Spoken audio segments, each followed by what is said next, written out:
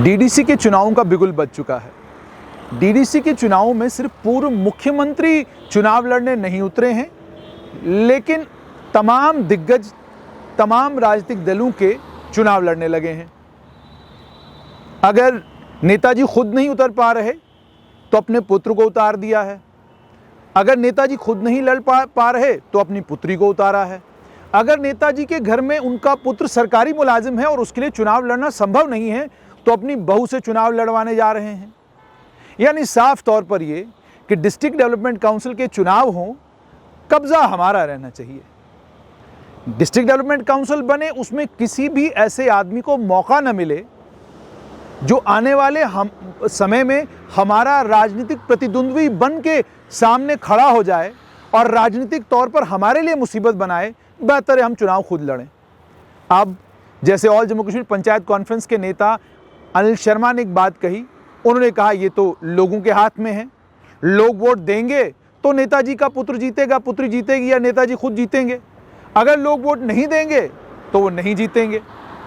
सवाल ये है, जो हमारे देश की चुनावी दंगल है, हमारे देश की चुनावी दंगल में जब नेताजी खुद उतर रहे हैं तो इसका मतलब नेताजी अपने लाव लश्कर के साथ उतर रहे हैं। हमारे यहाँ चुनाव में बल का प्रयोग होता है, छल का प्रयोग होता है और माल का प्रयोग होता है।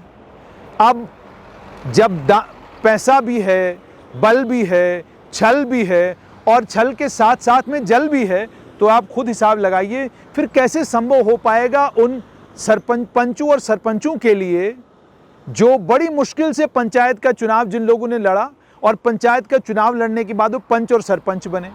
कई इलाकों में तो हाल ये है कि जो सरपंच बनी हैं उनके पति असल में सरपंच हैं। कई बार जब हम मिलने जाते और हम कहते सरपंच साहब कहाँ हैं तो मालूम पड़ता था कि साहब सरपंच नहीं है, साहब की धर्मपत्नी सरपंच है, लेकिन उनका कामकाज सारा जो है वो सरपंच साहब कर रहे हैं। क्यों कर रहे हैं? क्योंकि सीट रिजर्व थी, महिला को खड़ा करना था, सरपंच साहब किसी को खड़ा नहीं कर पा रहे थे, खुद खड़े हो नहीं सकते थे, तो सरपंच साहब ने क्या किया, अपनी धर्मपत्नी को खड़ा किया और वहाँ से चुनाव जीत लिया। अब चूंकि सरपंचों के पास और पंचों के पास इतना धन दौलत नहीं, इतने वो ताकतवर नहीं, इतने वो अमीर नहीं कि वो चुनौती दे सकें अपने क्षेत्र के बड़े नेता को, अपने क्षेत्र के बड़े लाले को।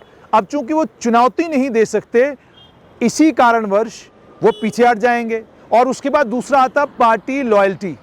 हम इस संगठन के साथ जुड़े हुए हैं और संगठन से मेहरबानी करके ये मत समझिएगा भाजपा का नाम ले रहा हूँ, National Conference, Peoples Democratic Party, Jammu Kashmir National Panthers Party, Peoples Conference, तमाम अन्य राजनीतिक दल, कांग्रेस समेत सभी लोगों ने यही किया है। भदरवा में शरीफ नियाज साहब के निधन के बाद स्वर्गीय शरीफ नियाज साहब के पुत्र नदीम नियाज जो हैं वो डीडीसी के चुनाव में उतर आए हैं।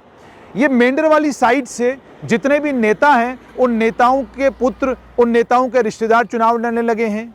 डोडा वाली साइड से भी यही समाचार आ रहा है कि वहाँ पर भी वहाँ के नेताजी के पुत्र और वहाँ के नेताजी के रिश्तेदार चुनाव में उतर आए हैं। जब मैं ये सारे समीकरण देखता हूँ तो मुझे एकदम से पाकिस्तान की पार्लियामेंट, पाकिस्तान की असेंबली जो है वो ख्याल में आती है। वो इसलिए आती है, अब आप कहेंगे कि देखिए आपने पाकिस्तान का नाम लिया, अब हमारे लोकसभा और राज्यसभा की बात कीजिए।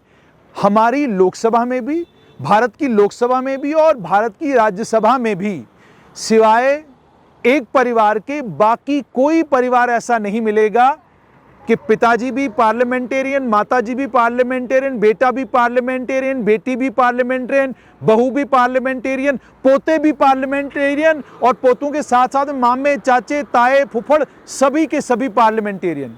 आपको यकीन ना आए तो पाकिस्तान की असेंबली के पेज पर चले जाइए, आपको मालूम पड़ेगा एक एक खानदान से कितने कितने लोग चुनाव लड़ते हैं, चुनाव जीतते हैं और उसके बाद पाकिस्तान की असेंबली में अपने अपने सेगमेंट्स को रिप्रेजेंट करते हैं। आप सोचिए एक खानदान में इतने सारे लोकतंत्र के इतने बड़े भक्त हों तो क्या बात है। यही कुछ अब जम्मू कश्मीर में भी दोहराने जा रहे हैं यहाँ के तमाम राजनीतिक दल। और इन राजनीतिक दलों में भारतीय जनता पार्टी के लोग अक्सर ये कहते हैं हम बाकियों से बिल्कुल अलग हैं, हम वो कुछ नहीं कर रहे जो बाकी दल कर रहे हैं। और ये भी कुछ हद तक सही है कि कार्यकर्ता भारतीय जनता पार्टी में बिल्कुल निचले स्तर से उठकर प्रधानमंत्री के स्तर तक पहुंच सकता है अपनी काबिलियत और अपने बलबूते के ऊपर। लेकिन ऐसा लग रहा है जम्मू कश्मीर भाजपा पर भी ये कोई पिता मोह और पुत्र मोह जो है ना वो काम करना शुरू हो गया है। और सिर्फ इतना ही नहीं, बाहुबलियों को भी उतारा है भारतीय जनता पार्टी ने इस डीडीसी के चुनाव में। और बाहुबलियों को उतारा है किनको छोड़कर? अपने सिटिंग एमपी के भ्राताश्री को छोड़कर और आल जम्मू पंचायत कॉन्फ्रेंस के एक ताकतवर नेता को छोड़कर। अच्छा, सिर्फ इतना ही नहीं, भाजपा ने भी ये किया कि उन्होंने डोडा से कहा शक्तिराज परिहार को कि आपने आने वाले समय में यहाँ से असेंबली का चुनाव तो लड़ना ही है, फिलहाल डीडीसी का चुनाव लड़िए आप। इसी तरीके से अन्य कई नेताओं को कहा कि आप उतर जाइए इस डीडीसी के दंगल में। होना तो ये चाहिए था कि पंचों और सरपंचों को मौका मिलता, मगर पंचों और सरपंचों को मैंने कहा कि अगर वो लोग पैसे के तौर पर ताकतवर हैं, बलशाली हैं और अपने यहाँ अपने इलाके में उनकी बात सुनी जाती है और उनका राजनीतिक तौर पर जो कद है वो इतना बड़ा है कि वो आसानी के साथ चुनाव भी जीतेंगे और कल डीडीसी का अध्यक्ष जब बनेंगे तो सरकार डीडीसी का अध्यक्ष बनने के बाद वही सब कुछ करेंगे जो सब कुछ एक चुने हुए एमएलए एमएलसी को करना होता है, तो ठीक है, फिर तो उसे प्रत्याशी बनाया जाएगा। लेकिन अगर वो बलशाली नहीं तो फिर उसकी हमें कोई ज़रूरत नहीं। वो मुर्दाबाद जिंदाबाद के नारे लगाने के काम आएगा। पार्टी का जलसा जुलूस होगा, वहाँ पर वो जिंदाबाद जिंदाबाद करता रहेगा। पार्टी का जलसा होगा, हम नारा लगाएंगे, वो आवाज़ देगा और आह्वान। और उसके बाद अब ये भी कमाल देखिए, हम भी बदलना नहीं चाहते। हम कहते हैं जी हमें पिता पुत्र की पार्टी ठीक नहीं लगती, हमें पिता पुत्र की पार्टी के साथ पार्टी ठीक नहीं लगती। लेकिन हम अपने गिरेबान में जब झांक कर देखते हैं, मैं और आप, हमको भी यही चाहिए। हमको भी नेताजी के पुत्र को ही वोट देना है, हमको भी नेताजी की पुत्री को और नेताजी की बहू को वोट देना है। हम भी अपने बीच में से जो लोग कर्मठ कार्यकर्ता हों, जो सुबह से लेकर शाम तक हमारा कामकाज करते रहें, हमको भी वो सब लोग नहीं चाहिए। क्योंकि आप कहते हैं कि जनाब ये अगर सरपंच यहाँ का हमारा डीडीसी का चेयरमैन बनेगा, डीसी इसकी कहाँ सुनेगा, एसपी इसकी कहाँ सुनेगा?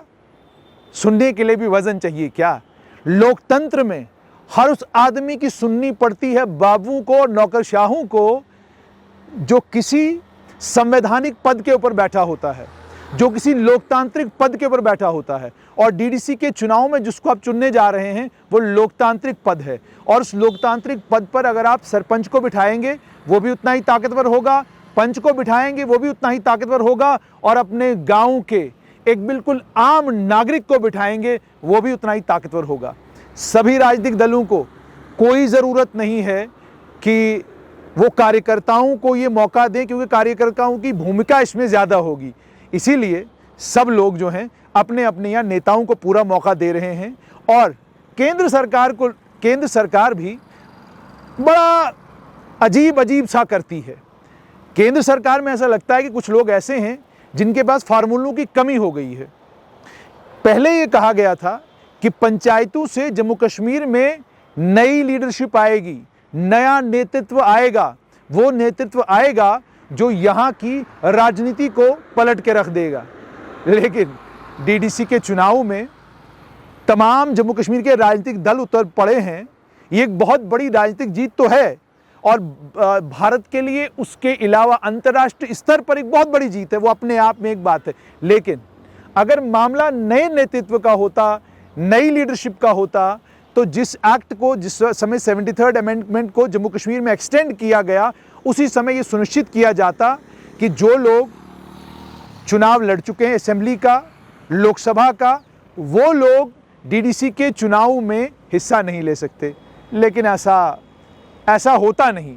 जो आप चाहते हैं या जो आपके मन में होता है कि एक अच्छा लोकतंत्र जो है वो जम्मू कश्मीर के लोगों को मिले, ऐसा लगता है कि वो वो सपना ही रहेगा। लेकिन चलिए, डीडीसी के चुनाव आए हैं, आशा और उम्मीद ये कि आप लोग चुनाव में हिस्सा लेंगे। अब जो भी आपका प्रत्याशी है वोट देंगे, और वोट देकर जो काउंसिल बनेगी, उस काउंसिल का जो चेयरमैन बनेगा, कम से कम आप उसका हिसाब लेंगे। और हिसाब महीना महीना लीजिएगा।